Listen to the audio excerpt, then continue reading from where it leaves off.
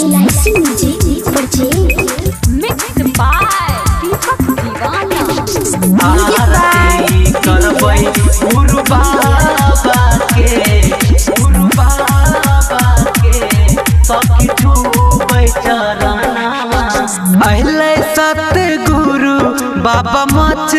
हमें चल करैले दर्शनवा अहले सतगुरु बाबा मच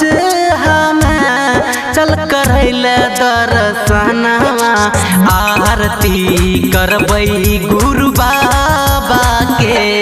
सखी छूबै चरणवा आरती करबै गुरु बाबा के सखी छूबै चरणवा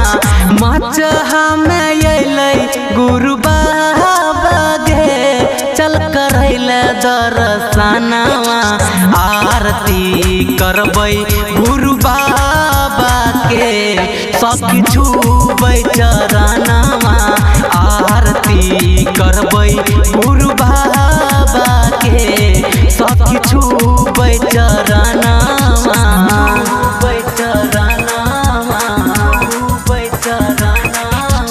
आरती करबै गुरु बाबा के सखी छूबै चरणवा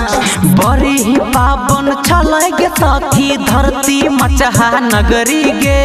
गुरु बाबा के जन्म भूमि से जानल जाय छै सगरी गे बड़ी ही पावन छलै गे सखी धरती मचहा नगरी गे गुरु बाबा के जन्म भूमि से जानल जाय छै सगरी गे नित्य दिन है ठिन होई छै गे गुरु बाबा के सत्संगवा नित्य दिन ठिन होई छै गे गुरु बाबा के सत्संगवा आरती करबै गुरु बाबा के चल छूबै चरणवा मचहा में अइलै गुरु बाबा के चल कर दर्शनवा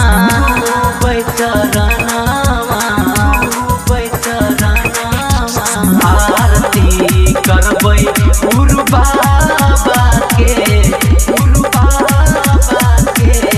सखी छूबै चरणवा मुक्ति के मार्ग सारा जगत के गुरु बाबा बताबै छै जन्म सफल होई जाय छै ओकर जे सत्संग में रोज आबै छै मुक्ति के मार्ग सारा जगत के गुरु बाबा बताबै छै जन्म सफल होई जाय छै ओकर जे सत्संग में रोज आबै छै भरी भाग से आबै छै गे साल भर पई दिनवा बड़ी भाग से आबै छै गे साल भर पई दिनवा मचहा में अइलै सतगुरु गे चल करैले दर्शनवा मचहा में अइलै गुरु बाबा गे चल करैले दर्शनवा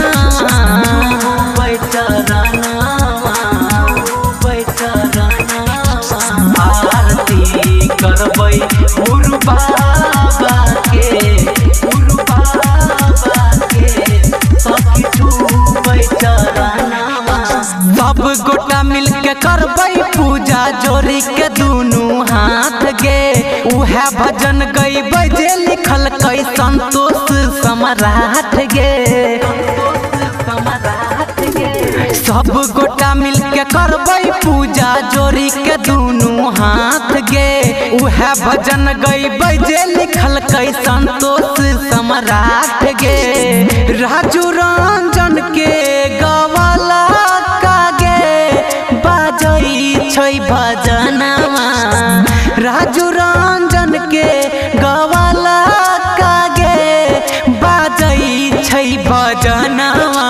मचहा में अइलै सतगुरु गे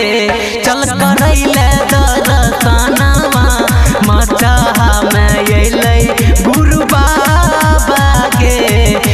करैले दर्शनवा। LIC music recording studio